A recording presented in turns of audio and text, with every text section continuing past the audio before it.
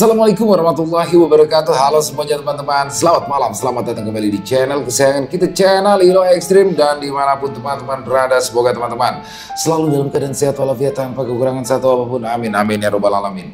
Dan pada kesempatan yang baik ini kami akan membawakan satu kisah dari penulis asal kota Garut, Jawa Barat, Ibu Neneng Dewi MS. Wow, kisah-kisah dari Ibu Neneng selalu menarik untuk disimak ya teman-teman ya. Tapi sebelum kita masuk ke dalam kisahnya, buat teman-teman mungkin yang belum subscribe, bisa diklik dulu tombol subscribe-nya. Jangan lupa lonceng notifikasinya dinyalakan agar teman-teman selalu mendapatkan notifikasi dari konten-konten yang akan kami upload di setiap harinya. Dan kami juga ingin mengucapkan terima kasih ya kepada seluruh teman-teman yang sudah selalu setia hadir, yang sudah selalu mendukung kami, karena teman-temanlah kami selalu bersemangat berkarya di setiap harinya. Nggak pakai berlama-lama lagi, pasti udah gak sabaran kan untuk masuk ke dalam kisahnya. Kita langsung saja masuk ke dalam kisahnya. Bunuh horor on. Santet mematikan untuk keluarga Juragan Mas. Matahari sudah lama terbenam, digantikan oleh cahaya rembulan perlahan. Malam semakin merangkak naik, suasana makin terasa sunyi senyap. Hanya suara jangkrik dan binatang malam yang terdengar bersahut-sahutan memecah kesunyian malam yang mulai terasa mencekam. Tepat pukul 12 malam, saat semua orang di kampung sudah banyak yang terlelap dalam peraduan, seorang laki-laki berperawakan sedang dan memakai jaket kulit terlihat sumringah. Akhirnya, setelah menempuh perjalanan yang melelahkan, aku sampai juga di sini, kata laki-laki tersebut. Setelah memarkirkan motornya di depan sebuah rumah sederhana, dia pun tanpa ragu langsung masuk ke dalam tanpa mengetuk pintu. Sepertinya laki-laki tersebut sudah sering berkunjung ke rumah itu. Bagaimana? Apa kamu sudah membawa semua persyaratannya, Jang? Tanya seorang laki-laki parubaya yang berpakaian serba hitam. Seorang laki-laki yang duduk di hadapannya hanya mengangguk sambil mengeluarkan sebuah bungkusan lalu meletakkannya di depan dukun yang bernama Abah Karsa tersebut. Abah Karsa langsung membuka isi bungkusannya yang rupanya berupa kembang setaman, apel jin, kain kafan, dan beberapa buah jarum. Bagus. Malam ini juga Abah akan garap, Jang. Kata Abah Karsa. Laki-laki berusia 60 tahunan itu kemudian mulai mengambil beberapa potongan kain kafan yang dibawa oleh kliennya tersebut, lalu memakainya untuk membungkus beberapa buah paku besar berkarat yang sudah ia siapkan sebelumnya. Tak lama kemudian, mulut Abah Karsa mulai berkomat-kamit, membacakan mantra yang tidak difahami oleh laki-laki yang menjadi kliennya, seraya menusukkan jarum ke setiap paku besar yang sudah dibungkus oleh kain kafan tersebut. Tidak lupa, dukun yang terkenal sakti dari wilayah Garut Utara itu juga menyiramkan cairan berwarna hitam pekat berbau anyir dari sebuah mangkuk yang ada di dekatnya. Itu adalah darah ayam cemani yang disiapkan Abah Karsa sebagai salah satu syarat ritual santet yang sedang ia persiapkan. Malam semakin larut. Keheningan semakin memagut suasana malam, namun bau asap kemenyan yang dibakar di ruang ritual Abah Karsa malah semakin santer tercium. Seiring makin merindingnya bulu kuduk laki-laki yang tadi menemui sang dukun, tapi tekadnya sudah bulat untuk melakukan ini demi sebuah dendam dan rasa sakit hati yang sudah membatu dalam dirinya. Beberapa hari kemudian, Pak Yuda malam itu kaget kala mendengar suara teriakan Bu Cici istrinya dari arah kamar Raya, anak bungsu mereka yang baru berusia 3 tahun. Pak Yuda yang sedang memeriksa catatan keuangan dari 3 toko emas miliknya dengan tergopoh-gopoh segera berlari naik ke lantai 2 rumahnya untuk menuju kamar Raya. Ada apa, Bu? Raya kenapa? Tanya Pak Yuda setelah bergegas masuk ke dalam kamar sang anak bungsu. Bu Cici tidak langsung menjawab, melainkan hanya menangis terseduh seraya memeluk tubuh mungil Raya yang masih terbaring di atas ranjang. Terlihat Raya kejang dengan kedua mata melotot ke atas langit-langit kamar. Suhu tubuhnya sangat tinggi hingga tanpa pikir panjang lagi, Pak Yuda yang sangat mengkhawatirkan kondisi Raya segera menggendongnya. "Ayo Bu, kita ke rumah sakit," katanya. Bu Cici menyeka air matanya dengan punggung tangan, kemudian mengikuti langkah suaminya. Tapi sayang, dalam perjalanan menuju rumah sakit terdekat, Raya menghembuskan nafas terakhirnya dalam pelukan sang ibu yang memeluknya dengan erat. Kematian Raya yang mendadak sontak menyisakan duka yang sangat mendalam bagi Pak Yuda dan Bu Cici. Tapi keduanya berusaha untuk tegar, meski air mata mereka tetap jatuh dengan derasnya saat jasad mungil itu menyatu dengan tanah. Belum kering, air mata dan rasa kehilangan pasangan suami istri itu. Seminggu kemudian, kabar duka kembali menimpa juragan Mas tersebut. Adiba, anak keduanya yang baru kelas 1 SD, pulang sekolah sudah dalam kondisi tidak bernyawa.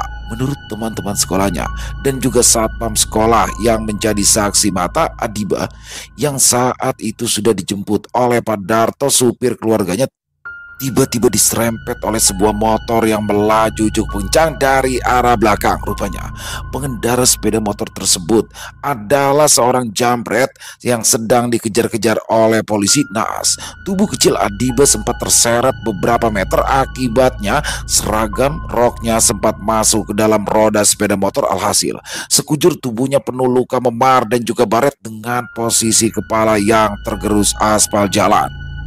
Kepergian Adiba yang sangat mengenaskan menyusul Raya sang adik semakin menambah catatan kesedihan dalam keluarga Pak Yuda dan Bu Cici. Bu Cici bahkan sampai beberapa kali pingsan karena tidak sanggup menerima kepahitan yang harus kembali ditelannya. Namun, tidak semua warga yang datang melayat untuk menyampaikan duka menganggap dua musibah kehilangan anak yang beruntun menimpa juragan Mas tersebut sebagai musibah biasa. Segelintir warga bahkan ada yang curiga jangan-jangan kematian Raya dan Adiba yang tragis tersebut adalah bagian dari ritual pesugihan yang dilakukan oleh Pak Yuda untuk memperlancar bisnisnya. Saya mah curiga jangan-jangan kedua anak mereka itu sengaja ditumbalkan untuk dapetin kekayaan dan juga untuk melancarin usaha toko emas Pak Yuda. Celetuk Bu Ina yang terkenal sebagai biang gosip senior di kampung tersebut. Ibu-ibu yang saat itu sedang berkumpul antre membeli seblak dan bakso di warung Cesunar ikut nimbrung membicarakan topik hangat yang kini sedang dibicarakan warga kampung. Bisa jadi ya Bu Ina, soalnya saya juga heran kok bisa usaha produksi emas Pak Yuda itu bisa berkembang dengan pesat hanya dalam waktu 2 tahun saja, timpal Ceida sambil menggigit kerupuk kencur yang tadi sudah ia buka plastiknya. Ih, tega banget ya ibu-ibu, padahal mah harta nggak dibawa mati. Kita akan kerja keras pasti buat anak-anak. Ini malah anak-anak yang dijadiin tumbal. Bu Ningsih ikut berkomentar. Namun rumor tentang Pak Yuda yang diduga memakai pesugihan dengan menumbalkan anak-anaknya tersebut bukannya jadi mereda, malah semakin mencuat ke permukaan ketika sebuah insiden memilukan kembali terulang di keluarganya 20 hari setelah meninggal dunianya Adiba. Kali ini giliran Rama, anak tertua dari Pak Yuda yang saat ini duduk di bangku SMA kelas 1. Rama yang hari itu berangkat ke sekolah dengan menggunakan sepeda motor Meti kesayangannya tanpa sengaja terjebak dalam tawuran 2 sekolah yang melibatkan 2 sekolah. Rama yang tidak tahu apa-apa, kepalanya ditebas hingga hampir putus oleh samurai salah seorang oknum pelajar dari sekolah lain yang menyangka jika Rama adalah pelajar dari sekolah rivalnya. Rama tewas di tempat dengan tubuh bersimbah darah. Untunglah seorang polisi yang kebetulan melewati arena tawuran itu segera membubarkan kerumunan para pelajar yang sedang saling baku hantam dan saling menyerang tersebut. Lalu polisi itu menelpon ambulans untuk membawa jasad Rama. Bak disambar petir di siang bolong. Bu Cici yang kembali harus kehilangan anak mereka tentu saja spontan berteriak histeris seperti orang gila. Bu Cici terus memanggil-manggil nama ketiga anaknya dengan mata nyalang, lalu berlari menuju kamar anak-anaknya yang kini kosong. Sementara Pak Yuda hanya diam 1000 bahasa tapi pandangannya kosong. Berita meninggal dunianya ketiga anak juragan emas yang secara beruntun dalam waktu yang berdekatan tersebut rupanya sampai juga ke telinga Pak Imron yang sehari-harinya berjualan roti bakar keliling.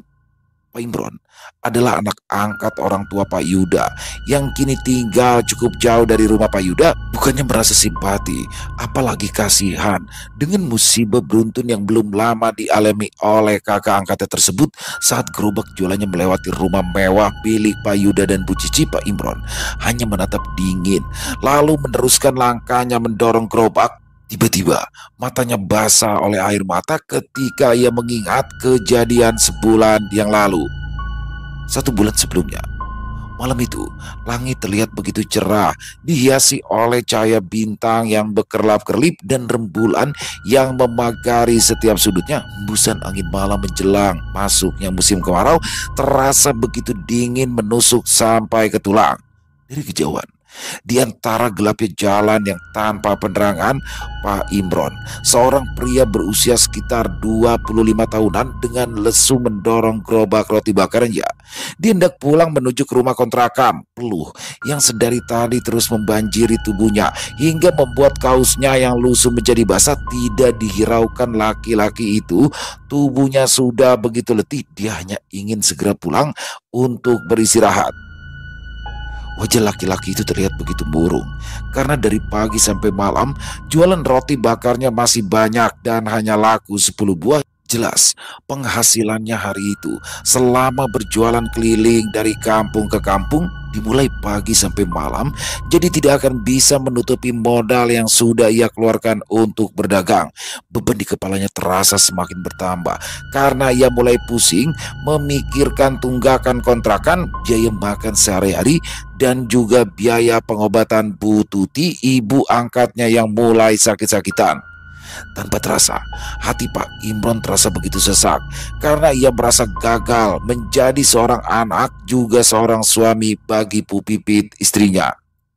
Kembali muncul rasa kekhawatiran menjalari pikiran Pak Imron. Penghasilannya yang kembali minim malam ini seperti malam-malam sebelumnya sudah pasti akan menyulut kemarahan dan kekecewaan Bu Pipit. Pak Imron sudah bisa membayangkan kalau sang istri nanti setibanya ia di rumah akan kembali ngomel-ngomel dan menyalahkannya sebagai seorang suami yang tidak becus mencari uang. Namun mau tak mau ia harus pulang dan kembali harus menahan kesabaran karena masih ada sang ibu angkat yang selalu setia mendukung juga mendoakannya. Maafkan Imron ya Bu. Imron masih belum bisa membahagiakan ibu di hari tua ibu, batinnya dalam hati. Ketika masuk ke dalam sebuah rumah kontrakan sempit, terlihat seorang wanita parubaya sudah menyambutnya lebih dulu dengan senyuman tulus di depan pintu. Pak Imron berpura-pura memasang wajah ceria dan membalas dengan menyunggingkan seulas senyum meski hatinya masih terasa sangat langsa. Ya, Pak Imron tidak ingin menambah beban sang ibu yang kondisinya masih sakit. Dia begitu menyayangi ibu angkatnya dan bertekad ingin berbakti kepada beliau sepanjang sisa hidupnya. Assalamualaikum. Pak Imron langsung mengucap salam, kemudian mencium punggung tangan wanita yang sudah berjasa mengurusnya sejak dari bayi itu. Waalaikumsalam. Alhamdulillah kamu sudah pulang, saut Bu Tuti menyambut hangat kedatangan sang anak angkat. Pak Imron mengedarkan pandangannya ke sekeliling rumah, mencoba mencari-cari keberadaan Bu Pipit. Pipit mana Bu? Tanya Imron. Wajahnya yang lelah kini menjeratkan rasa kecewa ketika mendapati istrinya malah tidak ikut menyambutnya pulang. Istri kamu sudah tidur. Sudah biarin aja ya. Kasihan, mungkin dia juga capek. Tadi habis bantu-bantu di rumah Pak RW. Apalagi hari ini katanya Pipit juga harus nemenin Bu Esti ke pasar karena mau mengadakan selamatan 4 bulanan kehamilan Bu Esti. Jawab Bu Tuti. Pak Imron hanya manggut-manggut. Sebenarnya hati kecilnya tak tega bila membiarkan sang istri jadi harus ikut bekerja mencari uang untuk membantu keuangan keluarga mereka. Bu Pipit bekerja bantu-bantu di rumah Pak RW karena Bu Esti, istri Pak RW, sedang hamil muda. Meskipun upah yang didapat oleh Bu Esti juga tidak seberapa, tapi cukup membantu meringankan beban Pak Imron sebagai kepala keluarga di rumah. Bagaimana daganganmu hari ini? Tanya Bu Tuti membuyarkan lamunan Pak Imron. Pak Imron tidak langsung menjawab, melainkan memarkirkan dulu gerobak jualannya di depan teras rumah kontrakan agar tidak menghalangi jalan. Kemudian dia ikut duduk di kursi plastik tepat di samping Bu Tuti. Seperti biasa Bu, sepi. Tadi roti bakar saya cuma laku 10, cuma dapat 20.000. Lebih parah dari kemarin, saut Pak Imron dengan suara pelan. Gurat kesedihan terpancar dari wajahnya. Sabar ya, namanya juga jualan. Kadang laku, kadang sepi. Ibu juga dulu begitu, nak. Kamu jangan menyerah sama keadaan ya. Kembali Bu Tuti memberi suntikan semangat kepada anak angkat yang sangat disayanginya itu. Pak Imron pun sudah tidak bisa lagi menyembunyikan kekecewaan yang kini menyelimuti dirinya, akan tetapi setidaknya ia merasa lega sudah menyampaikan keluhan tersebut kepada orang yang tepat, yaitu ibu angkatnya. Karena hanya Bu Tutilah yang selalu memberikan dukungan dalam kondisi apapun, berbeda jauh dengan Bu Pipit sang istri yang lebih banyak mengeluh dan tidak pernah mau tahu dengan kondisinya. Ya Bu, terima kasih ya. Ibu selalu nyemangatin saya, timpal Imron. Bu Tuti terdiam seperti sedang menyusun dan memilah kata-kata yang pantas ia ucapkan selanjutnya kepada Imron. Dia seperti bisa merasakan beban berat yang kini sedang dirasakan oleh anak angkatnya itu. Maafkan ibu ya Imron, karena ibu malah menambah beban hidupmu dan Pipit. Hidupmu itu udah susah, dan sekarang dengan adanya ibu malah membuat kalian jadi makin susah. Apalagi ibu sekarang malah sakit-sakitan, ucap Bu Tuti dengan suara bergetar seperti menahan tangis seraya menundukkan wajahnya yang kini sudah mulai dihiasi keriput. Pak Imron yang mendengar ucapan ibu angkatnya tersebut langsung beranjak dari kursi plastik yang sejak tadi sedang didudukinya itu, kemudian duduk berjongkok persis di hadapan sang ibu angkat seraya memegang kedua tangan Bu Tuti yang mulai dipenuhi keriput. Ibu jangan bicara seperti itu lagi ya. Saya ikhlas kok berkorban apapun demi ibu. Meskipun ibu bukan ibu kandung saya, tapi ibu sudah merawat saya sejak bayi. Ibu segalanya buat saya, kata Imron dengan suara bergetar, mencoba menahan himpitan beban yang kini tersampir di baunya. Namun dia coba sembunyikan dari paras dunia. Sementara itu Bu Tuti yang terharu kala mendengar ucapan Pak Imron mencoba menyeka butiran hangat yang mulai mengalir pelan di kedua belah pipinya dengan punggung tangannya. Bahkan nyawa saya pun rela saya berikan untuk ibu, sebagai pembalas jasa ibu yang sudah mengurus dan membesarkan saya, tambah Imron dengan setitik air mata yang juga ikut mengalir di pipinya. Bu Tuti terjenung menatap lekat ke arah Imron. Rasanya baru kemarin ia menemukan seorang bayi yang baru lahir yang menangis malam-malam di tempat pembuangan sampah dengan kondisi memilukan. Tubuh mungilnya hanya dibungkus oleh selembar sarung tipis. Sementara itu gerombolan semut mulai menggigit tali pusar yang masih menempel dan berlumuran darah di tubuh makhluk tak berdosa yang sepertinya belum lama dilahirkan. Saat itu Bu Tuti baru saja pulang berjualan roti bakar memakai gerobak. Tanpa pikir panjang, Bu Tuti langsung mengambil dan membawa pulang bayi merah tak berdosa itu. Selama 25 tahun Bu Tuti merawatnya dengan sepenuh hati seperti anak kandung sendiri. Dia tidak peduli meski saat itu kehidupan dia dan anak kandungnya pas-pasan, sebab Bu Tuti hanyalah seorang janda yang hanya mengandalkan hidup dari hasil berjualan aneka roti bakar. Dan kini Imronlah yang meneruskan usaha sang ibu angkat. Tapi ibu ikhlas ngerawat dan membesarin kamu, nak, tutur Bu Tuti yang juga ikut menitikan air mata haru. Ibu jangan banyak pikiran, nanti penyakit ibu malah tambah parah. Doain Imron ya, mudah-mudahan bisa ngebahagiain ibu di hari tua ini, hibur Pak Imron sambil bersimpuh di kaki Bu Tuti. Bu Tuti sangat tersentuh oleh semua ucapan Imron. Amin ya Allah, ya Robbal Alamin, saut Bu Tuti seraya mengusap-ngusap rambut Pak Imron dengan penuh kasih sayang. Kini air mata Bu Tuti pun jatuh bukan air mata kesedihan, tapi air mata bahagia. Ya, Bu Tuti merasa sangat bahagia juga bersyukur karena memiliki anak angkat yang berbakti dan sayang pada orang tua seperti Imron. Padahal Imron hanyalah anak angkat, bukan anak yang lahir dari rahimnya. Dia tidak bisa membayangkan seandainya Tuhan tidak mengkaruniakan anak angkat seperti Pak Imron, mungkin kini di hari tuanya Bu Tuti hanya akan hidup di jalanan dan terlunta-lunta seperti seorang gelandangan. Ibu doakan Semoga rezeki kamu lancar ya nak.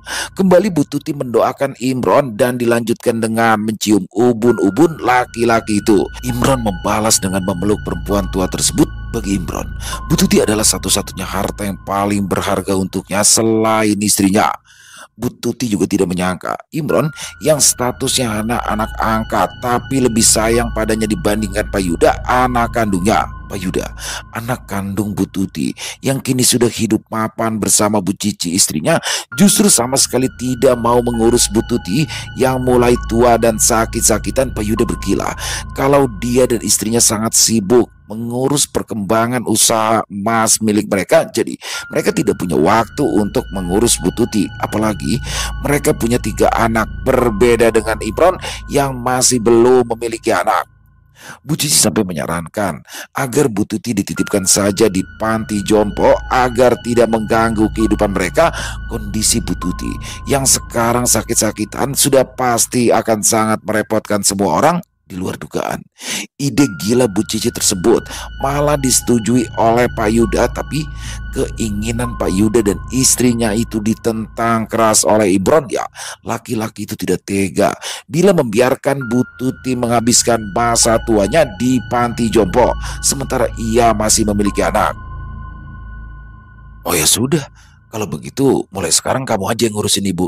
Aku sama istriku sibuk, ucap Pak Yuda saat itu sambil buru-buru masuk ke dalam mobil mewahnya tanpa melirik sedikit pun ke arah sang ibu yang sedang menangis sebab ia tidak menyangka akan mendengar kata-kata yang sungguh menyakitkan dari anak yang ia lahirkan dari rahimnya sendiri.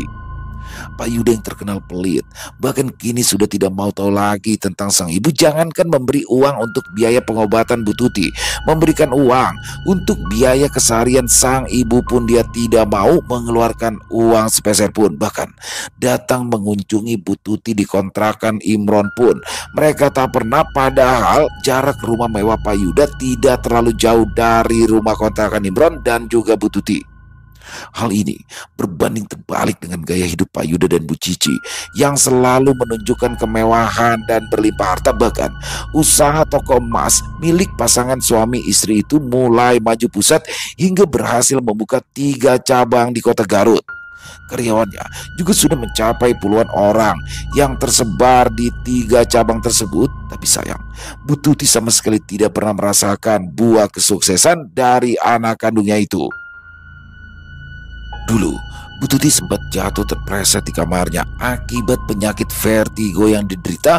Pak Imron yang saat itu tidak punya uang sama sekali untuk membawa sang ibu angkat ke rumah sakit, segera mendatangi rumah sang kakak angkat dan kakak ipar. Dia terpaksa datang ke sana dengan harapan Pak Yuda akan memberikannya uang untuk membayar biaya pengobatan ibu mereka. Sementara kondisi keuangan Imron dan Bu Pipit sendiri sangat pas-pasan meskipun Bu Pipit juga ikut bekerja. Namun, apa yang dibayangkan oleh Pak Imron sama sekali tidak terjadi. Baru saja kedua kakinya melangkah ke teras rumah mewah Pak Yuda dan Bu Cici yang berlantai 2 itu, sebuah bentakan bernada kasar sudah lebih dulu menyambutnya. "Imron, tumben, mau ngapain kamu kesini?" bentak Bu Cici, istri dari Pak Yuda yang tiba-tiba sudah berdiri berkacak pinggang dan memandang dengan penuh rasa tidak suka padanya. Imron kaget karena tiba-tiba ia dibentak dengan suara yang cukup nyaring oleh kakak ipar, tapi dia mencoba tenang. "Maaf Bu Cici, Ayudanya ada," kata Imron dengan suara sedikit gemetar dan wajah yang menunduk. "Mau ngapain kamu nyariin suami saya? Paling mau minta uang kan?" todong Bu Cici yang kembali berbicara dengan nada bentakan yang sama seperti sebelumnya. Tiba-tiba saja lidah Pak Imron terasa keluh, mendadak rasa takut menyergapnya. Yaitu beralasan sebab Bu Cici sang kakak ipar selama ini bukan hanya dikenal judes dan juga galak, namun ia juga suka merendahkan Imron dan Bu Tuti hanya karena latar belakang keluarga mereka yang miskin. Bu Cici lupa kalau seluruh warisan dari kedua orang tua Pak Yuda dan Imron sudah diambil seluruhnya oleh Pak Yuda untuk bekal ia menikah dengan Bu Cici. Sampai-sampai rumah satu-satunya tempat tinggal Bu Tuti dan sepeta kebun cengkeh peninggalan Pak Didi suami Bu Tuti akhirnya dijual oleh Pak Yuda. Pak Yuda berkilah kalau dia adalah anak kandung Bu Tuti. Jadi ia lebih berhak atas semua warisan sang ayah dibandingkan Pak Imron yang hanya anak pungut. Akibatnya, terpaksa Bu Tuti tinggal di rumah kontrakan sederhana bersama Imron dan Bu Pipit karena Bu Cici tidak mau tinggal serumah dengan Bu Tuti dengan alasan ingin belajar mandiri. Padahal sebenarnya memang Bu Cici tidak mau Pak Yuda menjadi dekat dengan Bu Tuti dan Imron. Setelah itu, Imron pun terpaksa putus sekolah dan bekerja mencari nafkah untuk dia dan sang ibu dengan melanjutkan usaha Bu Tuti sebelumnya yang berjualan roti bakar keliling dengan memakai gerobak. "Kamu sudah pulang, Bah?" Suara Bu Pipit membuyarkan lamunan Imron tentang kepahitan hidup yang kini dirasakan oleh dirinya dan Bu Tuti. "Ya, Bu," sahut Imron sigap. Kemudian Imron menuntun Bu Titi untuk masuk ke dalam rumah, sedangkan Pipit mengikuti mereka dari belakang. Sebenarnya Pipit juga tidak menyukai kehadiran Bu Tuti di tengah-tengah keluarganya, apalagi kondisi Bu Tuti yang kini sakit-sakitan dan harus rutin berobat ke dokter hanya menambah beban hidup dia dan Imron menjadi semakin berat. Pipit sebenarnya keberatan Bu Tuti tinggal dengan mereka karena itu hanya akan menambah beban hidup keluarga mereka yang pas-pasan, tapi Imron terus membujuk Pipit agar mau menerima kehadiran beliau di tengah-tengah mereka.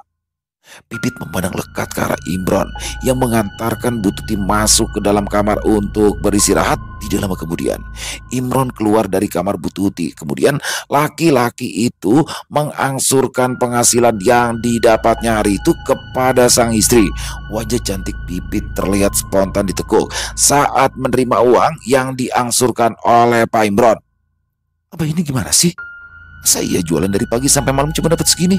"Yang bener aja tuh, Bah," bentak Bu Pipit seraya melemparkan ke lantai 10 lembar uang pecahan 2000-an yang tadi diberikan Imron ke tangannya. Imron hanya bisa menghela nafas.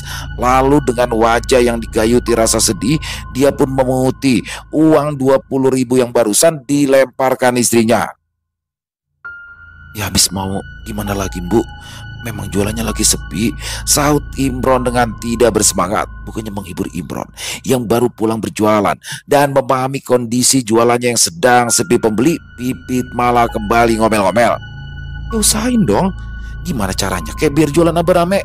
Jangan bisa cuma ngasih alasan sepi melulu." "Ambu bosan, Bah, dengernya," serang Pipit masih dengan menunjukkan wajahnya yang masam. "Bukan begitu, Bu. Tapi," Imron kembali mencoba menyampaikan alasan, tapi belum selesai Imron berbicara, ucapannya langsung dipenggal oleh Pipit. "Udah, Abah, jangan banyak alasan. Pokoknya ambu gak mau tahu ya. Kontrakan kita bulan ini belum dibayar, listrik juga belum dibayar, beli beras ambu pusing, tiap hari ditagih sama Cek Erna gara-gara kita belum ngelunasin utang ke warung. Ambu gak mau hidup begini terus," tandas Pipit dengan nada suara yang makin meninggi. Kembali, semua keluhan yang keluar dari bibir Pipit seakan menampar harga diri Imron. Imron hanya diam tertunduk. Ia sudah kehabisan akal untuk menenangkan perempuan itu. "Ambu juga capek jadi pembantu di rumah Pak RW. Tapi upah yang ambu dapatkan tidak seberapa ditambah lagi. Ibu angkat sakit-sakitan, nyusahin kita aja," sungut Pipit. "Bu, jangan bicara begitu, Bu. Bu Tuti itu orang yang sudah berjasa besar mengurus Abah dari bayi.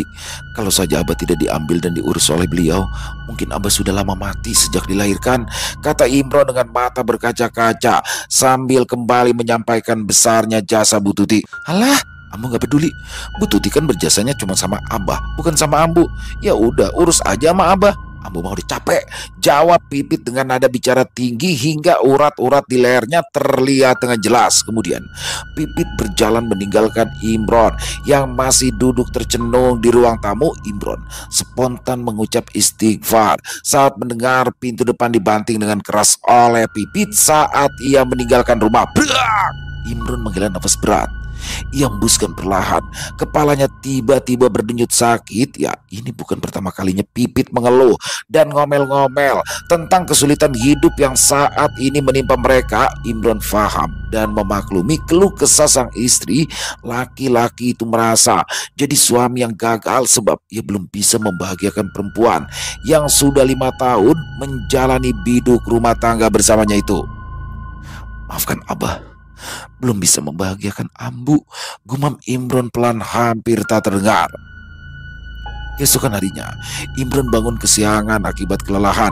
Badannya juga terasa seperti demam. Pak Imron heran, tidak biasanya Pipit tidak membangunkannya sholat subuh. Saat Imron memanggil-manggil nama Pipit, tiba-tiba Bu Tuti dengan mata yang sembab seperti habis menangis menyerahkan sepucuk surat. Rupanya itu adalah surat yang ditulis oleh Pipit untuk Imron. Dalam surat itu, Pipit meminta maaf karena ia terpaksa harus meninggalkan Imron dengan alasan ia sudah lelah hidup miskin bersama Imron. Bu Titi meminta Imron bersabar. Tangis laki-laki itu pecah dalam pelukan sang ibu angkat. Tapi cobaan hidup Imron tak hanya sampai di situ saja. Keesokan harinya, Imron menemukan Bu Tuti sudah dalam kondisi tidak bernyawa di dalam kamar mandi. Sepertinya Bu Tuti kembali penyakit vertigonya kambuh lalu jatuh terpleset saat ia hendak berwudu untuk melaksanakan sholat tahajud. Imron meraung-raung di depan makam Bu Tuti. Rasa sakit hatinya makin menggunung saat ia mendapati jika Pak Yuda dan juga Bu Cici sama sekali tidak datang melayat. Bahkan saat Imron datang ke rumah mereka untuk mengabarkan kabar tentang kematian Bu Tuti, ia malah diusir. Ya bagus dong kalau gitu, ibu sudah meninggal. Ya berarti saya udah nggak ada urusan lagi dong sama kamu, Imron. Kamu itu kan cuma anak pungut ibu. Dan sampai kapanpun ya saya bukan kakak kamu. Udah sana pergi, saya sibuk. Usir Pak Yuda dengan angkunya. Iya sih, lagian kami juga malu ngakuin orang miskin kayak kamu sebagai saudara. Timpal Bu Cici yang ikut nimbrung obrolan keduanya. Saya kesini hanya minta kalian, terutama kamu Ayuda, agar datang melayat ke makam ibu untuk yang terakhir kalinya, sahut Imron dengan suara bergetar menahan sebah yang menggantung di wajahnya. Ngapain kamu ngatur-ngatur suami saya? Dasar anak pungut, udah pergi sana. Kelamaan kamu di sini mah bisa-bisa keluarga kami jadi ketularan miskin kayak kamu. Bentak Bu Cici yang tanpa tedeng aling-aling langsung menutup pintu rumah dan menguncinya dari dalam. Pak Imron beli roti bakarnya dong. Tiba-tiba saja sebuah suara mengagetkan Imron dari lamunannya. Imron langsung menghentikan gerobak jualannya. Seorang anak perempuan berusia sekitar 7 tahunan berlari-lari kecil menghampirinya. Neng Ratu, roti bakarnya mau rasa apa Neng? Sapa Imron ramah. Saya mau rasa stroberi aja, sahut Ratu dengan suara manja. Oke, sebentar ya, Bapak bikinin, ucap Imron yang langsung menyalakan kompor gas dan mengoleskan margarin ke teflon untuk membuatkan roti bakar pesanan anak perempuan itu. Namun tiba-tiba saja sebuah bogem mentah mendarat telak di pipi Imron hingga membuatnya kaget. Sudut bibirnya terlihat terluka dan berdarah. Tubuh kurus Imron langsung terhuyung ke samping hingga sempat menyenggol ujung pegangan gerobaknya. Ayuda, tanya Imron sambil meringis menahan sakit di pipi kirinya yang terkena bogem mentah dari sang kakak angkat. Sementara itu Ratu yang juga ikut kaget spontan menangis sambil berlari pulang ke rumahnya. Apa salah saya?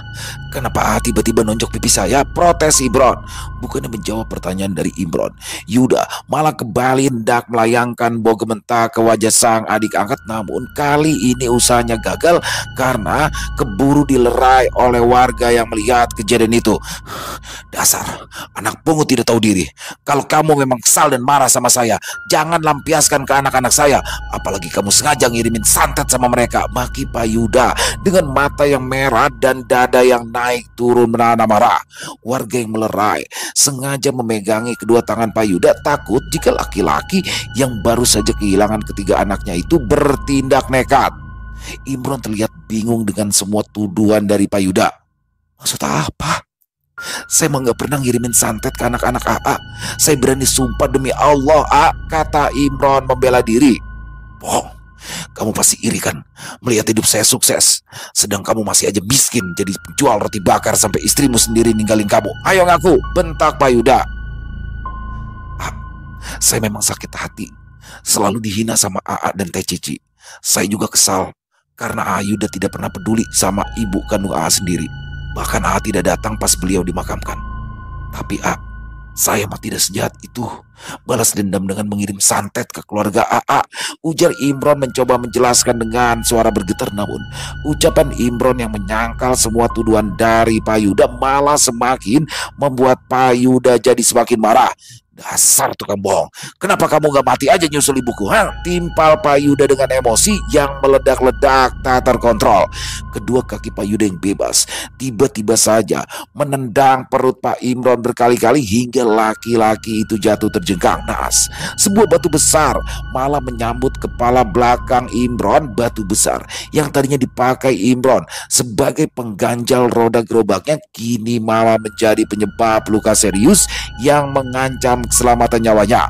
Punggung Imron juga refleks terbanting ke aspal cukup keras. Darah langsung mengucur dari belakang kepalanya yang tadi terantuk batu besar.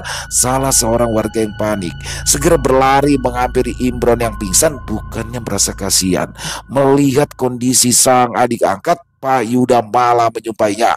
Mampus, kenapa kamu tidak sekalian mati aja? Anak pungut bosial, sana susul ibu angkat kesayangan kamu, hardik Pak Yuda.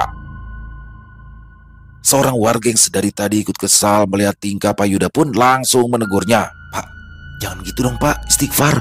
Belum tentu juga sih Imron pelakunya, tegur warga tersebut. Seorang warga yang lain ikut menimpali. Iya nih Pak Yuda, jangan sembarangan dong nuduh tanpa bukti Pak, nanti jatuhnya fitnah, gerutu sang warga. Namun dengan arogannya, Pak Yuda malah langsung meninggalkan tempat itu. Dia tidak memperdulikan panggilan warga yang meminta pertanggungjawaban atas apa yang sudah ia lakukan kepada Imron.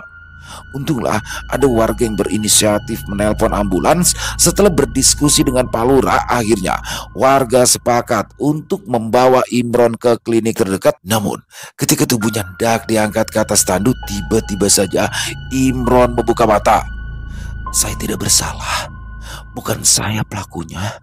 Demi Allah, ucap Imron dengan suara lirik disusul dengan jatuhnya air mata di pipinya. Warga yang mengangkat tubuh Imron hanya saling pandang dan merasa bingung dengan peristiwa di luar nalar barusan. Tak lama kemudian terdengar bibir Imron melantunkan kalimat tauhid dengan suara pelan lebih mirip bisikan. Lalu kepalanya langsung terkulai. Supir ambulans segera memeriksa detak jantung Imron. Dia pun hanya menggelengkan kepalanya.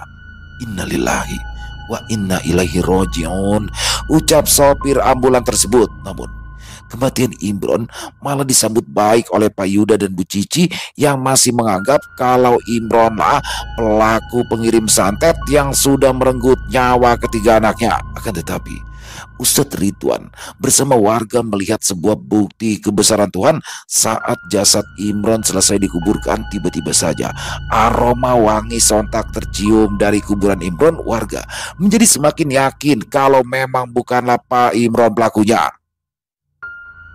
Sementara itu, Pak Yuda tempo hari sudah mengikuti saran dari istrinya yang mengajaknya menemui seorang dukun untuk menanyakan perihal kematian anak-anak mereka yang beruntun. Kata sang dukun, keluarga Pak Yuda sudah terkena santet pring sedapur, di mana semua anggota keluarga Pak Yuda dan Bu Cici akan meninggal dunia satu persatu dalam waktu yang berdekatan. Sang dukun memberi petunjuk kalau pelaku pengirim santetnya masih orang dekat dengan keluarga Pak Yuda. Itu sebabnya Pak Yuda langsung menuduh mendiang Imron lalu memukulnya karena mengira jika dialah pengirim santet pring sedapur tersebut. Pada awalnya Pak Yuda menyangka kalau kematian Imron itu akan mengakhiri dan memutus rantai santet pring sedapur tersebut seperti yang disampaikan oleh sang dukun. Tapi dugaan Pak Yuda meleset. Pagi itu Bu Cici ditemukan tewas mengambang di kolam renang milik keluarga mereka. Pak Yuda tidak habis pikir bagaimana mungkin istrinya yang jago berenang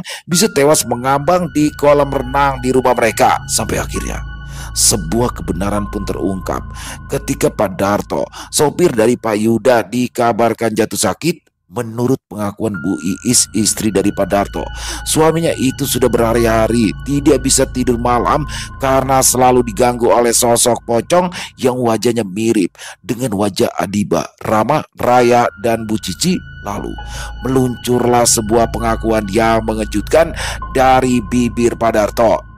Maafkan saya Pak Yuda, sayalah yang mengirimi santet itu. Saya sakit hati karena bapak dan istri bapak selalu menghina saya. Miskin, tolol, Bahkan kalian tidak kunjung membayar gaji saya selama 2 bulan dengan alasan usaha toko emas sedang seret, kata Pak Darto dengan suara bergetar menahan rasa sakit yang kini mendera. Pak Yuda terjenuh kalau mendengar pengakuan Darto. Lalu Pak Darto melanjutkan ucapannya. Dian, anak saya waktu itu sakit demam berdarah dan dokter bilang harus dirawat. Tapi ketika saya menagih pembayaran gaji yang menjadi hak saya untuk biaya pengobatan Dian, Bapak malah marah-marah dan mengancam akan memecat saya. Anak saya tidak tertolong, akhirnya meninggal. Tapi Bapak dan istri Bapak, jangankan sekedar memberi uang duka, datang melayat saja tidak. Pak Darto mengakhiri kalimatnya sambil menangis sesenggukan. Bu Iis juga ikut menangis, mengingat kembali saat ia dan suaminya begitu hancur, ditinggalkan anak semata wayang mereka, juga sampai mereka terpaksa menjual barang-barang perabotan di rumah dan berhutang ke warung untuk menyambung hidup sebab gaji Pak Darto tak kunjung dibayarkan oleh majikannya. Sementara Pak Darto tetap bertahan bekerja sebagai sopir Pak Yuda sebab saat ini sangat sulit untuk mencari pekerjaan. Sampai akhirnya Pak Darto melihat Pak Yuda malah membeli mobil mewah baru untuk menambah koleksi mobil mewahnya di garasi. Saat itulah laki-laki itu tidak habis pikir kenapa Pak Yuda punya uang untuk membeli mobil mewah tapi masih menahan gajinya selama 2 bulan kerja yang jumlahnya hanya sebesar gaji UMR Kota Garut per bulannya. Pak Darto pun jadi hilang kesabaran. Lalu ia mendatangi Abah Karsa untuk mengirimkan santet. Pak Darto nekat meminjam uang ke rentenir untuk membayar jasa sang dukun. Tidak tanggung-tanggung, dia meminta kepada dukun sakti itu mengirimkan salah satu santet paling mematikan, yaitu santet pring sedapur, agar Pak Yuda ikut merasakan bagaimana rasanya kehilangan orang-orang yang dicintainya. Pak Yuda terduduk lemas kalau mendengar semua pengakuan yang mengejutkan dari Pak Darto. Rasanya tubuhnya seperti tidak bertulang. Untuk pertama kalinya Pak Yuda merasa berdosa karena ia sudah menuduh mendiang Imron, bahkan sempat menyiksa adik angkatnya itu hingga meninggal dunia. Maafkan saya Imron, gumamnya. Keesokan harinya, pembantu Pak Yuda menemukan sang majikan sudah tidak bernyawa di kamarnya dengan kondisi mulut berbusa dan sebuah cairan penyemprot nyamuk yang isinya tinggal setengah berada tak jauh dari samping jasadnya. Selesai. Wow, luar biasa kisah dari Bu Neneng. Wow, plot twist ya. Bagaimana di sini Pak Yuda yang mengalami kejadian janggal, ketiga anaknya meninggal dunia secara beruntun, dan ternyata di balik itu 1 bulan sebelumnya baru terkuak bahwasanya Pak Yuda ini adalah seseorang yang durhaka sih ya sama ibunya. Bagaimana dia menelantarkan ibunya, tidak mau mengurus ibunya dengan alasan kesibukan, padahal dia sudah sukses menjadi juragan toko emas, pemilik toko emas, bahkan sampai 3 cabang toko emas. Nah di sini justru Imron lah yang mengasuh ibu angkatnya, dan Imron dituduh yang mengirimkan guna-guna sehingga mengakibatkan kematian 3 anaknya. Padahal ternyata di endingnya plot twist. Ternyata di endingnya Darto, sopir yang merasa dizolimi karena gajinya tidak dibayar-bayar sudah 2 bulan hingga anaknya yang kena DBD itu meninggal dunia. Padahal di situ dia punya duit Pak Yuda ya, bahkan sempat beli mobil mewah. Di situ sakit hati sehingga ia nekat, udah gelap mata datang ke dukun menyerang keluarga Pak Yuda dengan santet pring sedapur, yang mana santet pring sedapur ini termasuk santet yang mengerikan teman-teman ya. Jadi itu setahu saya itu bukan hanya ini, bener-bener berapa keturunan selesai tuh. Jadi nggak cuma sampai di situ aja, berapa keturunan selesai. Jadi memang sangat mengerikan sekali di sini, dan semoga banyak hikmah yang bisa kita ambil dalam kisah barusan ya, dan dibuang yang buruk-buruknya. Terima kasih kepada Bu Neneng atas kisahnya yang luar biasa ini. Ditunggu lagi untuk kisah-kisah selanjutnya. Semoga kisah barusan bisa menghibur teman-teman semua, para pecinta penikmat horor misteri, lebih khususnya lagi kepada para subscriber dari channel Ilo Extreme. Dan buat teman-teman yang mungkin punya komentar lain, yang punya pendapat lain tentang kisah barusan, bisa menuliskan di dalam kolom komentar ataupun hanya sekedar saling menyapa, silakan. Insya Allah kami akan membalasnya satu persatu. Buat teman-teman yang suka dengan videonya, bisa diklik tombol like, tombol jempol, boleh juga dibantu share ya link videonya ke teman-teman yang lain agar juga ikut merasa terhibur. Dan buat teman-teman mungkin yang belum subscribe, ayo dong bisa diklik dulu tombol subscribe-nya. Jangan lupa lonceng notifikasinya dinyalakan agar teman-teman selalu mendapatkan notifikasi dari konten-konten yang akan kami upload di setiap harinya. Untuk channel Ilo Extreme kami upload setiap hari teman-teman, setiap malam jam 7 malam waktu Indonesia bagian Barat. Oh iya, buat teman-teman mungkin yang punya kisah horor misteri ya, yang mungkin berkenan dibawakan di channel kami, silakan bisa mengirimkannya ke nomor telepon kami yang ada di bawah sini. Bebas ya, boleh dikirim dalam bentuk tulisan, boleh dikirim dalam bentuk rekaman suara. Pokoknya senyamannya teman-teman aja. Dan buat teman-teman yang sudah pernah mengirimkan kisah, kami ucapkan terima kasih. Di akhir kata, saya Ilo mengucapkan permohonan maaf apabila mungkin dalam pembawaan kisahnya barusan ada kata-kata saya yang salah ataupun ada kata-kata saya mungkin yang kurang berkenan di hati teman-teman. Saya mohon dibukakan pintu maaf yang seluas-luasnya. Sampai berjumpa lagi konten-konten kami selanjutnya yang pasti tidak kalah ngerinya, yang pasti tidak kalah seramnya. Masih bersama saya Ilo di channel Ilo Extreme. Salam sehat, sukses selalu untuk kita semua. Wassalamualaikum warahmatullahi wabarakatuh.